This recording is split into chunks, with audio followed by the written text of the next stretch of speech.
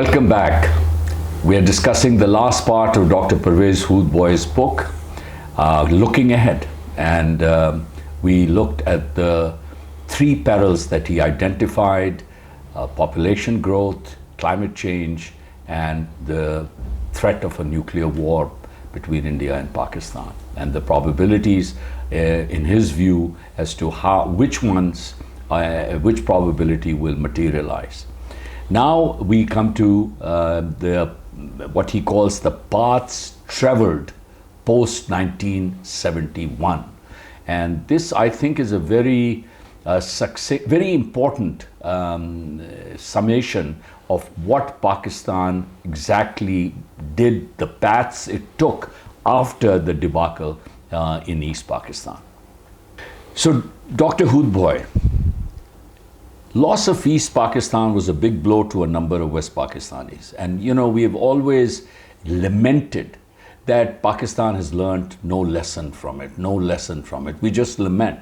And frankly, I never knew why is it that we have not learned a lesson. And then the penny dropped reading this part of your book for me, because you make what I call it a startling claim that the speed with which the real Pakistan, which is the remaining Pakistan, reasserted itself, proved that it had always been the center, which was intact post 71, that it was always the center. Only a periphery, a colony, had been lost. So of course, in that sign of that is where the penny dropped, that we just kind of brushed the dust and started to march ahead as if frankly nothing had happened, while some of us carry the scars of that separation to this day and feel terribly saddened and keep asking, why haven't we learned a lesson? And you, in 3 lines, say that that is because Pakistan, this West Pakistan, always felt that it was the real Pakistan, it was the center of Pakistan, and Bangladesh was just a periphery. So, on what basis now do you make that claim?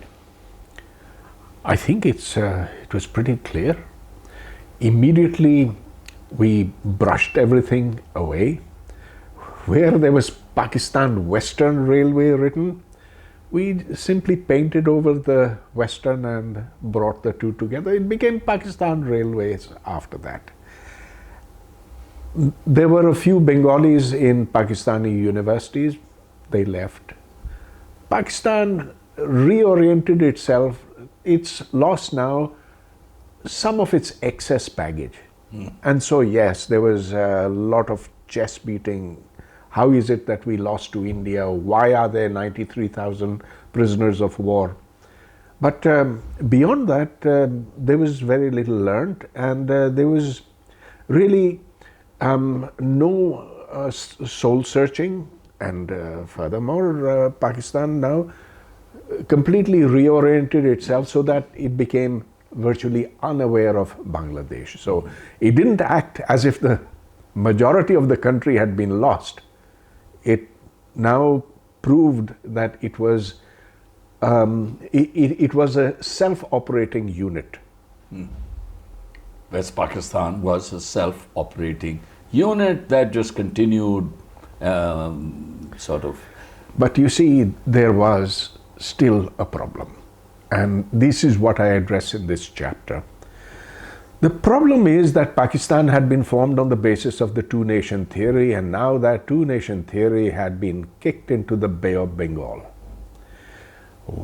The Muslims of Bengal, the majority of the country, did not want any part of that. It said, yes, we are Muslims, but that's not the basis for nationhood. And so where does that leave the two-nation theory? Now I know there are people, we know them, you and I know them, who say, but the two-nation theory is alive and kicking because Bangladesh never wanted to be part of India. And so they say that that's the proof of the two-nation theory.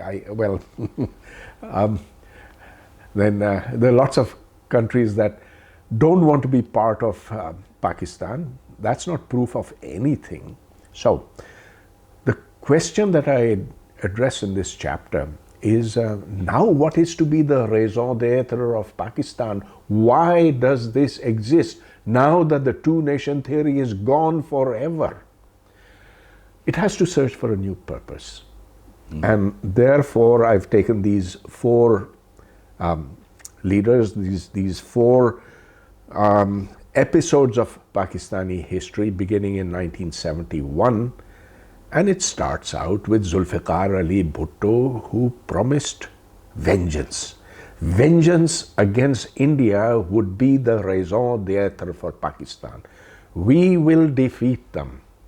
We will take Kashmir from them. So this is the first experiment. He is, of course, in the seat of power immediately after the debacle, and now he is redefining for the Pakistanis their raison d'etre, their motivation of existence. He's saying our definition is vengeance.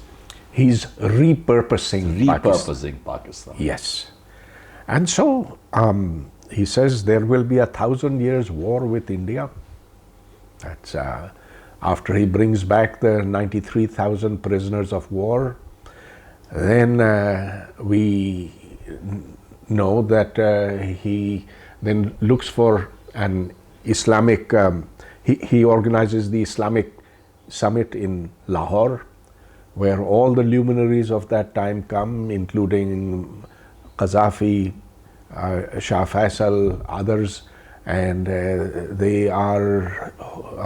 they give legitimacy to him. And now Pakistan is searching for two things.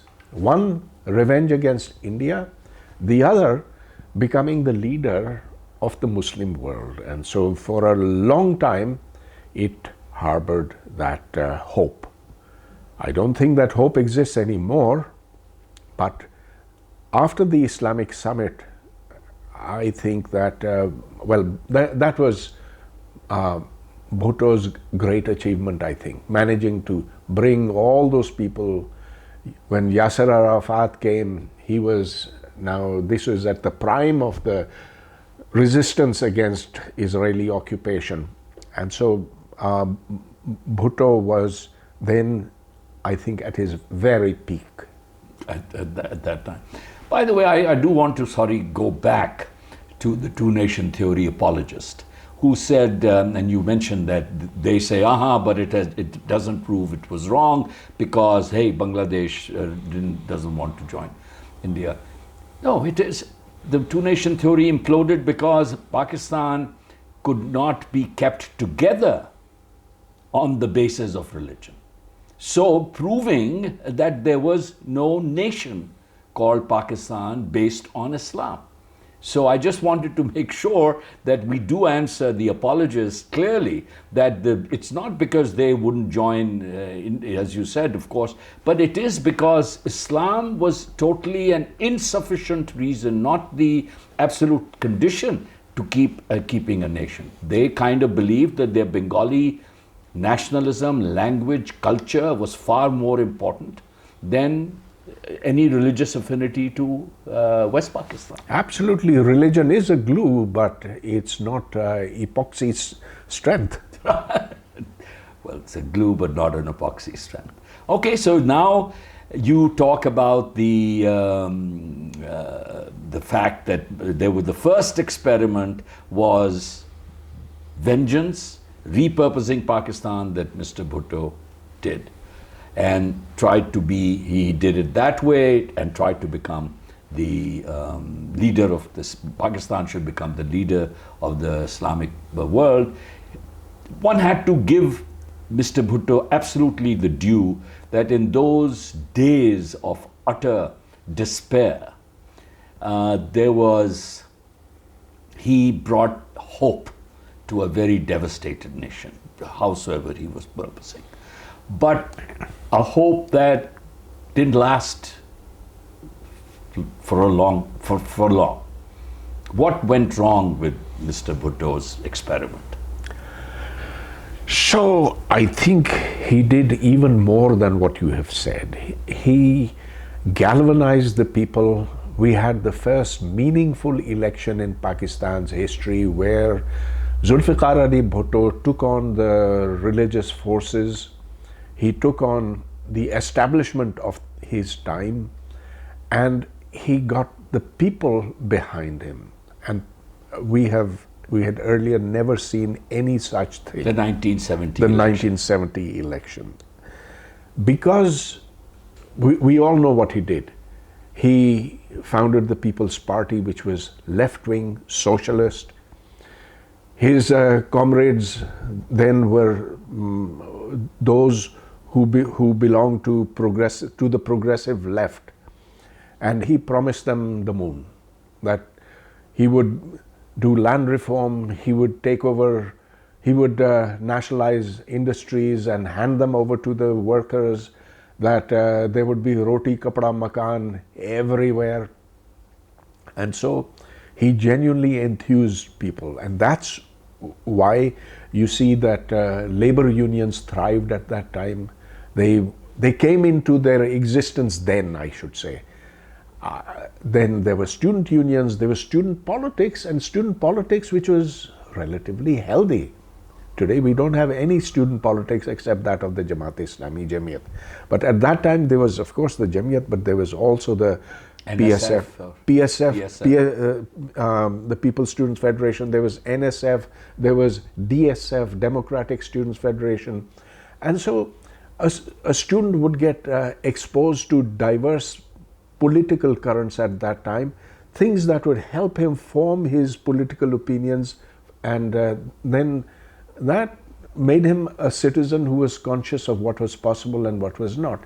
So I think in that way Bhutto did a genuine service to Pakistan. He completely transformed the consciousness of Pakistanis about their importance and their own rights. That's what he gave them, that you are important and you have rights.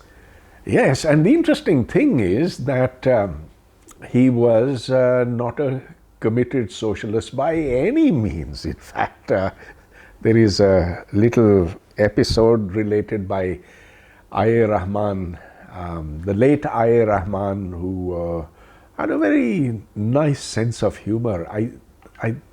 You write about it. Yeah. Let me, if I, with your permission, let me read it. You say, with dry wit, journalist and writer I.A. Rahman recalled how Bhutto converted in 1966 to the left. Thousands of students were at the Lahore railway station to receive him. They were shouting anti-AU, pro-Bhutto slogans. But most of all, Surkh hai, Surkh hai, Asia, Surkh hai. Red it is, Asia is red. Mr. Bhutto was upset. What is this nonsense? Stop this nonsense, he said several times as he got into the car. But who could stop the students? When the slow cavalcade reached the YMCA and Bhutto got out of his car, he was vigorously shouting, Surkh hai, Asia, Surkh hai. And people around him said, there is a leader who follows the masses. There is the leader who follows the masses. Yes, and so he knew how to make it to the very top. But then, when he does that, things start changing. It's only a year later that workers are fired upon by the police in Landi, and then at site here in Karachi. And now this is after he has come into power. This is after he has come into power. So he is initially the president of Pakistan before he becomes the prime minister of Pakistan. But he is now the one person that Pakistan looks up to. Now, people on the left thought that he was actually one of them. And so the workers, they start rallying, and then whatever happened in Landi and site at that time, it's in Kamran Asghar Ali's book. I was at that time in the United States, by the way. I was at MIT, and I remember reading about this, and there was there was a meeting at Ashdown House, Eid meeting, to which Benazir Bhutto had come. And she she talked about the great things that Daddy was doing. But then, मैं थोड़ा सा जोशीला था उस ज़माने में. I said, but your father has opened fire, has the police to open fire on the workers who were his supporters and killed so many of them. I think something like 40 of them were killed. It was a massacre. And then when the burial was to take place, there was the police firing on the funeral as well. So she said, and I will never forget what she said. She said, Daddy did right. These were enemies of the state. Well, that was the beginning of the new phase, that was the end of the old phase, beginning of the new phase. And thereafter, Bhutto lost the left lost its fascination for Bhutto. His old friends, colleagues, supporters started breaking away. Comes, as we go on, he gets very nervous about how he is being criticized. That's when he decides to basically dump the left and make amends to the right. So comes 1974, and he moves the parliament to declare the Ahmadis as non-Muslims. Then he goes further as he becomes more nervous, declares Friday to be a holiday, bans drink, of which he was so very fond of. 74, 77? 77. 77, not 74. So I said as it goes on. Right, from there, yes. Then he bans drink, Friday's a holiday instead of Sunday, completely upsets the whole trading patterns, international as well as national. And he then surrenders essentially to the right wing, which he had contested in the beginning. By this time, Pakistan has become a police state. There was the FSF, Federal Security Force, which roughs up, really beats the hell out of his former colleague, J. Rahim. I wasn't too far from where that incident happened in Islamabad. It was in the F6 area. He's then, he invites martial law. Yeah. And the rest we all know. It would be worthwhile if I was to say to you that if we did a balance sheet of Mr. Bhutto's rule, on the positive side will be, I think, 3 big achievements. And one may even argue very sustainable long-term achievements. First, of course, is giving the consciousness to the people about political rights. Once you arouse them that way, people can't go back. Number 2 was the constitution that today still endures with consensus. And number 3, you may disagree because you are a nuclear disarmament believer, but the nuclear deterrence, he starts that process very credibly, which then culminates in Pakistan achieving the nuclear capacity.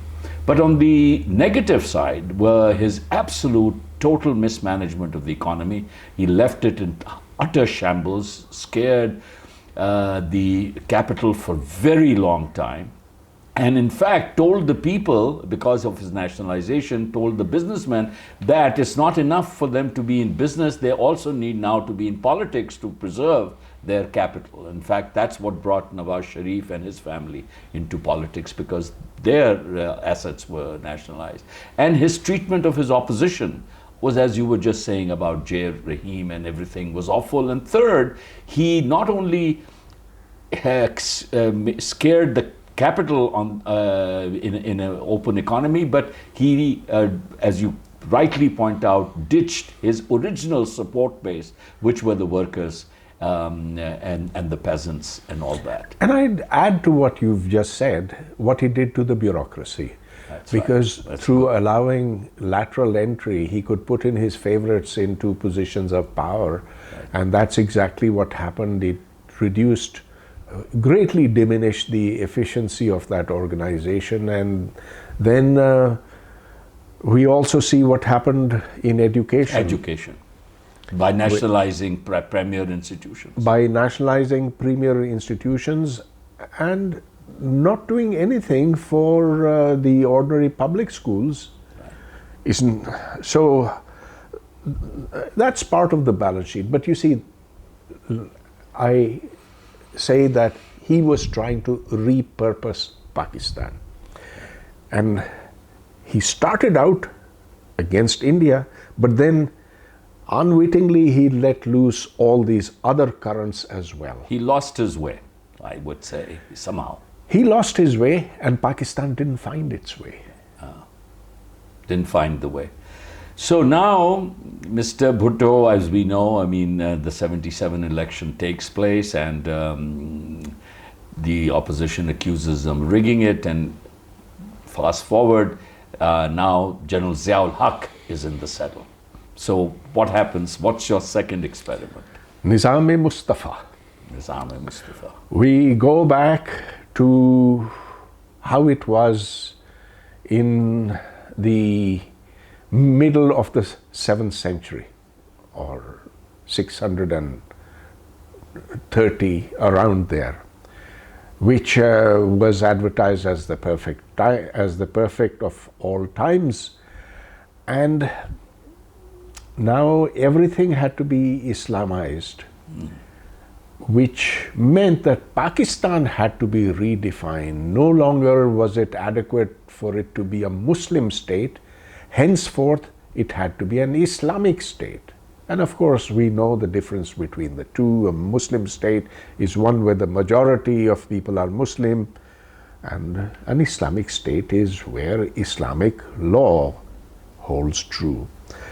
And so that led to the Hudud ordinances, it led to the blasphemy law, it led to religion becoming part of everything, of education in particular, because that influenced generations of Pakistanis after that. And the education was particularly significant because it was done with a very definite purpose in mind. So this is 1981, a directive was sent by General Zia-ul-Haq to the University Grants Commission, saying that henceforth all subjects must be must become Islamic. They would be Islamicized. This would include the teaching of languages, of history, of geography, and even of the sciences. That was then appropriately translated into the making of textbooks and curriculum, examinations, and so forth. The extent to which it affected universities. So I had joined Quaid-e-Azam University in 1973, but after 1981, I probably would not have been able to join, because now the criteria was entirely completely different.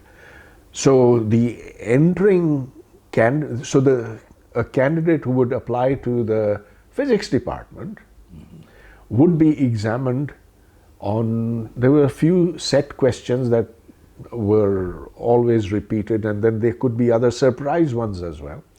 You were asked, what is the ideology of Pakistan? And you were asked, there was a favorite question, Dua-e Qunut, recite Dua-e Qunut, which is a pretty difficult dua to remember. You were asked questions that had absolutely nothing to do with your subject, whether that be anthropology or mathematics or physics or whatever. And this was at every university in Pakistan. Then at the university level, those who had memorized the Quran, the Hafiz-e-Quran, would get 20 extra marks added to that. Then, even during the day, you were expected to join prayers, namaz, wherever you were. So, the head of department, head of the physics department, was expected to lead the prayers. Of course, it didn't work out, because which Shia is going to pray behind a Sunni? And then that could be a Deobandi or it could be a Barelvi, and one doesn't pray behind the other, and so this became a complete mess. Yeah. So that was stopped. Yeah. Zia-ul-Haq completely changed the direction of Pakistani society, and we're seeing its effects today. They won't go away for generations. It seems to me, this stark description that you just went through, that in a way the two-nation theory came to full circle to massively bite us, if you will, in our backside. I mean, in this case, he just took that to its worst extreme end, but also people can argue to its logical end. He said, well, you know, this is what the ideology is, that's what the purpose of the country is, this is Islam. I mean, what you described, that you had to recite Dua Qunut, you have to do all of this, you have to prove your credentials as a Muslim before any other merit can be attributed to you, can lead to what I just think is massively to your cobra effect, that people will just pretend and become highly hypocritical about their religious credentials just to get ahead. I mean, the religious part of the feeling part and the real faith part of religion is taken out of religion, and now you are just inserted with the form part. Simple form now remains, so hypocrisy rules, basically. I mean, there was a hollowing out of Pakistan. The spirituality is lost. Spirituality All is that lost. remains is the ritual. Is the rituals less and remains, and we are still, in fact, dealing. He is the long-term winner. His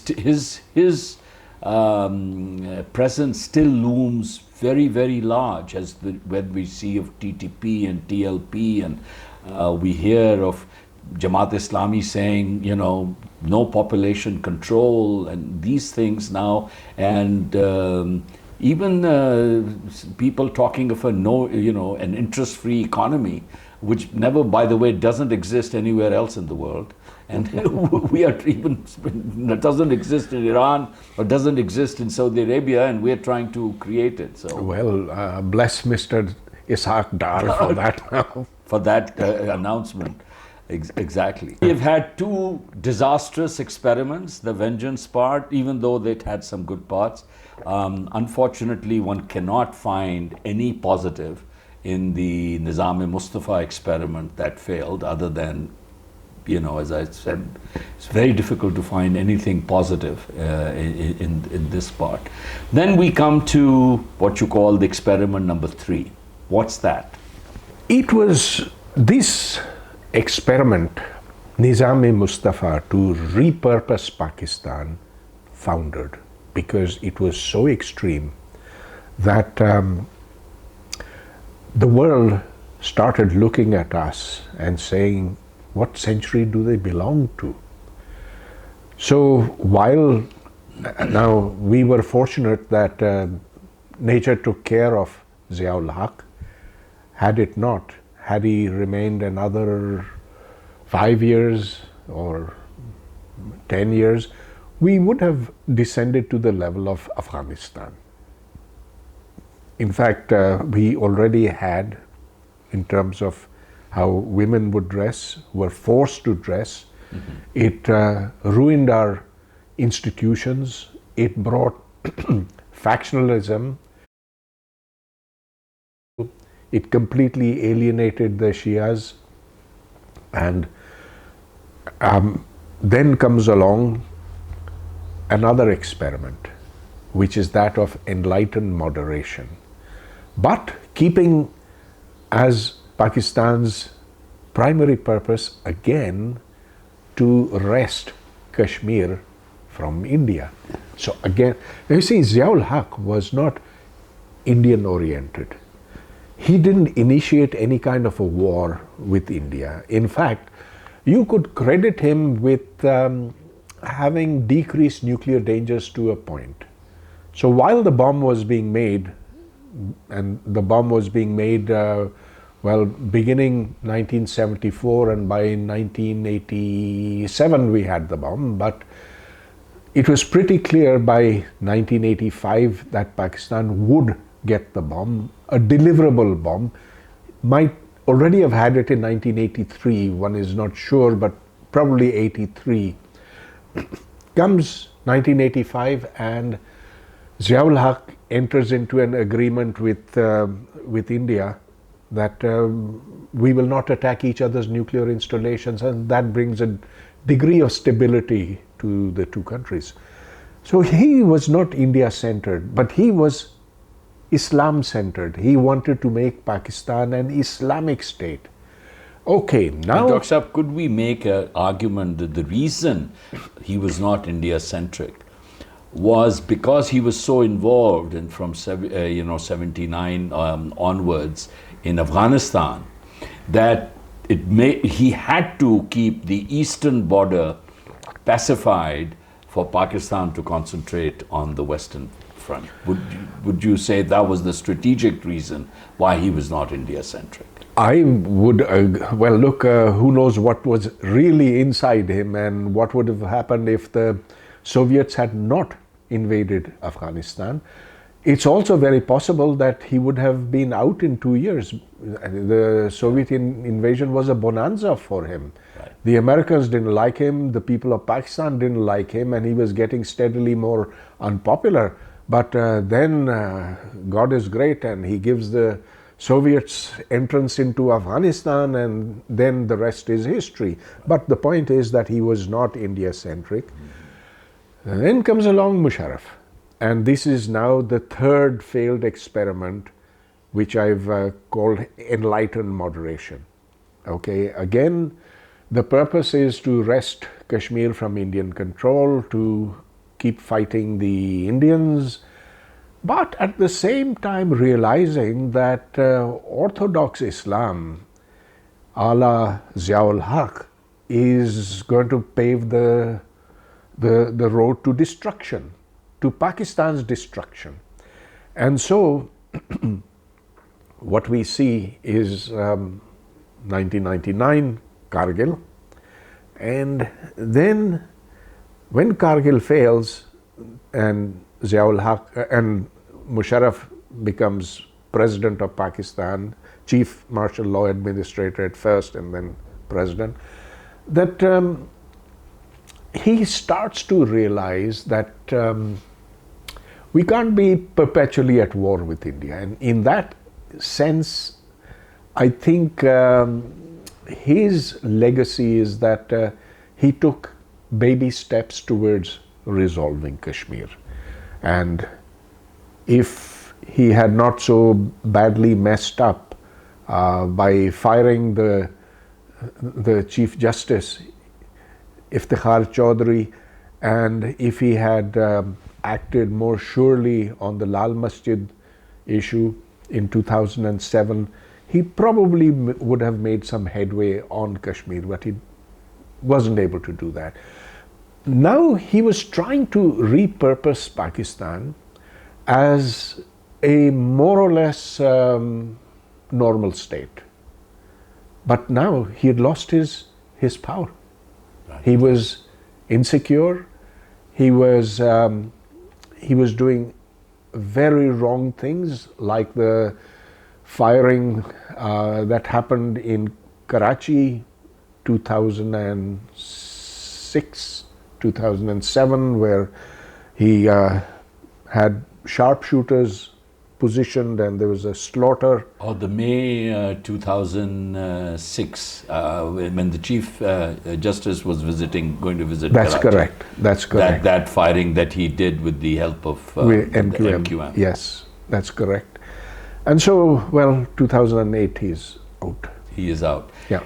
Just to play a little, I mean, the connect the dots and get your reaction to it. Enlightened moderation was his response after 9/11, so to speak, and to be on America's side was to say that, you know, you can trust us. We are enlightened moderation. Islam is a moderate religion, so you can trust us. Because he, at the same time, was carrying out a policy called good Taliban and bad Taliban. I mean, which the Americans realized later on that actually he was speaking from two sides of his mouth. He had that distinction, the good. So enlightened moderation may have been his response to do that. But you're absolutely right that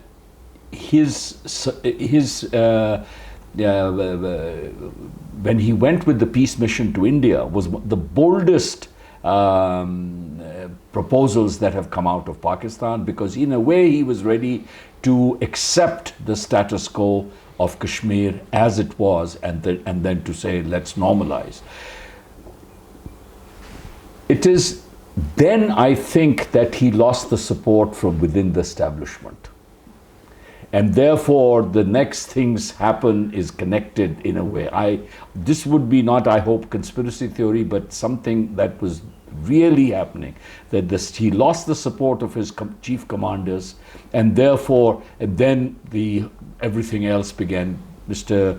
Iftikhar Chaudhry found it in him to rebel.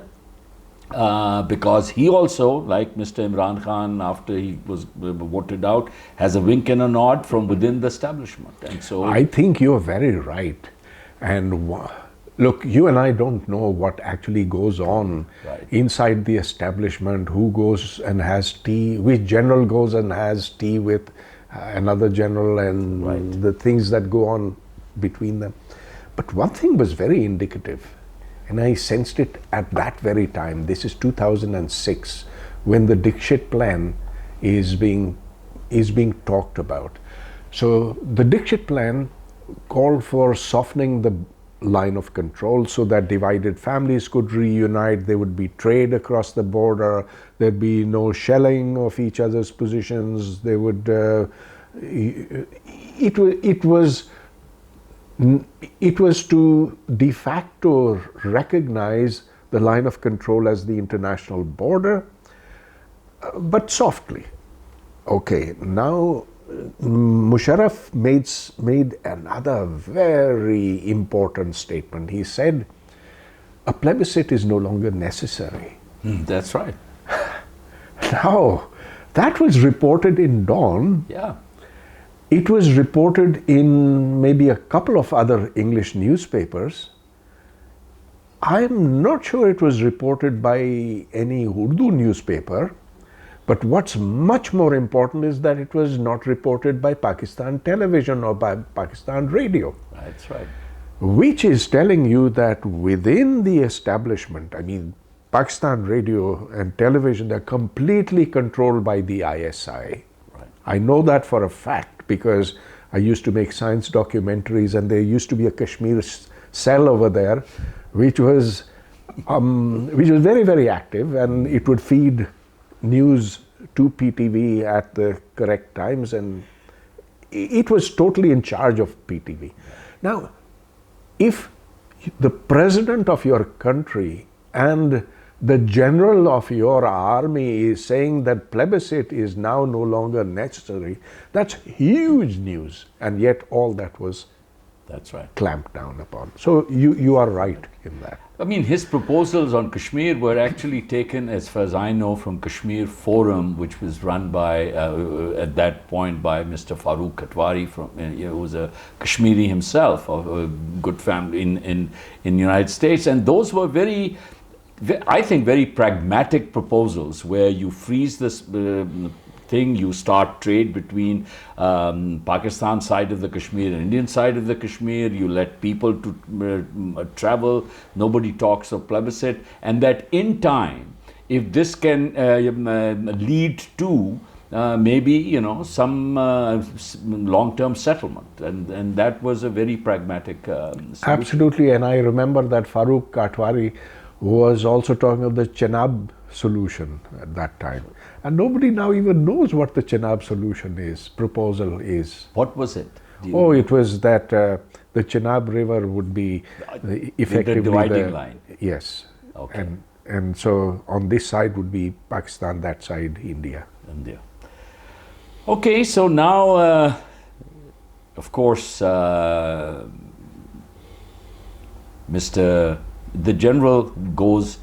By the way, one thing before we leave General Musharraf is that he did do something which is not done in history by military, or my reading of history by military dictators, which is that he took his uniform himself. There was no coup or anything that happened against him. And number two, when the writing was on the wall that Mr. Zardari was going to force him out of the office, he resigned and left. So, I mean, he was one of the only Pakistani dictators, you might say, who actually left, for want of a better word, with his dignity intact largely. I mean, he left and he was given a military send-off, and all of that, and he just then faded into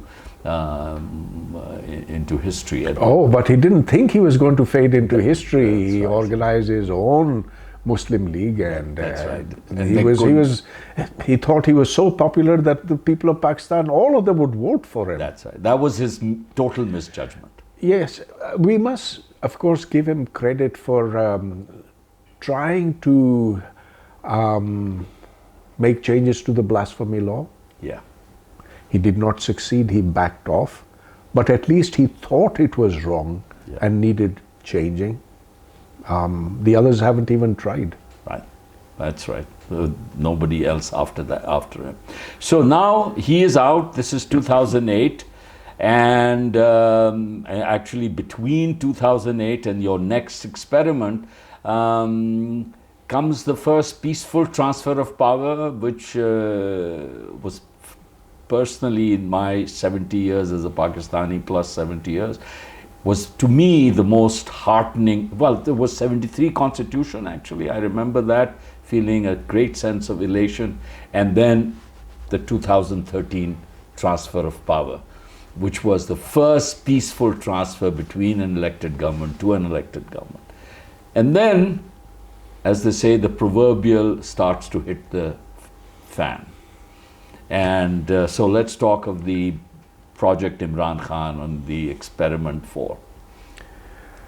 Now, as Pakistan is getting towards becoming a normal country and beginning to feel that it is isolated as a consequence of harboring the jihad.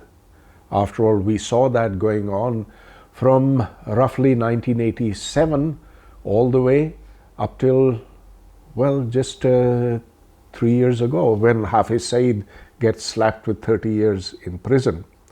We had, thanks to the army and to the intelligence which operates under the army, we launched this covert war, which was disgracing us in the eyes of the world, and hence Nawaz Sharif, who was, whatever one might think about him, he's got, there's a plus and a minus to him. The plus is that he realized that now the time had come to mend fences with India. We should get out of this jihad against them. And he couldn't, of course, he wasn't powerful enough to do that. But then he started sending messages, and the leaked message, the Dawn leaks, was a very significant step towards the army deciding that they've had enough of him, they want to get rid of him, and they want a different horse. And that would, of course, bring in Imran Khan. Today we learned that thanks to General Qamar Bajwa, that the Dawn leaks was really no big deal. we learn that General Rahil Sharif decided to make a big deal out of them so that he could pressure Nawaz Sharif into giving him an extension. Now, that didn't happen. We know that as a consequence of that, 2017 comes along, the dharnas, Imran Khan dharnas, they have completely immobilized Islamabad. 2014. 2014, yes. And it wasn't just one, it was a series of them. Right. And then comes the siege of Faizabad, where it is made absolutely clear that the Director General of the Rangers is handing out cash awards to the TLP, who have come in support of Imran Khan. They have been mobilized by the army, and so the army brings in Imran Khan. He's there, and now he's going to give the country a new direction. This chapter is, of course, all about the new ways in which Pakistan, the attempts to repurpose Pakistan after 1971. So that's that last episode, an episode which continues today. Yeah. What is that episode? What did he try to do? It would be, again, doing what the army wants, which is perpetual war with India. And now Imran Khan, because he had undergone a personal transformation, wants to make Pakistan Riyasat-e Medina. So that's where we stand at the present moment. Very badly polarized, divided. By the way, going back, just I have to mention these things that you said we came so close to being a normal state between 2008 and, if you will, prior to this 2014 dharna started to disrupt it. That in between the 2008 election, 2013 peaceful transfer of power was the 18th Amendment to the Constitution, which again to me is very significant in its strengthening of the Federation. And there was then the NSF award, which gave Balochistan a larger pie of the resource that they can do. So there were all of those good things happening, plus the fact that Mr. Nawaz Sharif was trying to actually make peace with India, make it central plank. And one has to give him this due that he has always, I think, articulated and felt that Pakistan cannot really develop without peace with India. That is, it is central that for our trade and investment and in, our resource allocation that we do this. So this was not the first, this third time when he was removed was not the first time on this basis. You know, his second term, Mr. Vajpayee had visited. There was that whole thing with Mr. Musharraf and his commanders were not present to salute, where Mr. Vajpayee made this great statement on Minar-e-Pakistan that we accept the reality of Pakistan, that it's done, history is. I mean, you couldn't have asked more from a BJP leader, really, coming from the BJP. And that was the old BJP. Now under Modi, it's a different BJP. Because they've given, I think they've basically said, we can't trust what Pakistan is all about. So here we are in the failed experiments, and you're absolutely right that Bangladesh post-71, what is happening here is that Pakistan is now trying very hard to repurpose itself, and failing because we will come to as to why this is, because you have still our last chapter to talk about, and so we will know the reasons of that. So, ladies and gentlemen, that brings us to, if you will, the experiments, or the four repurposing experiments that Dr. Pervez Hoodbhoy writes about. And I think these they should be very closely studied.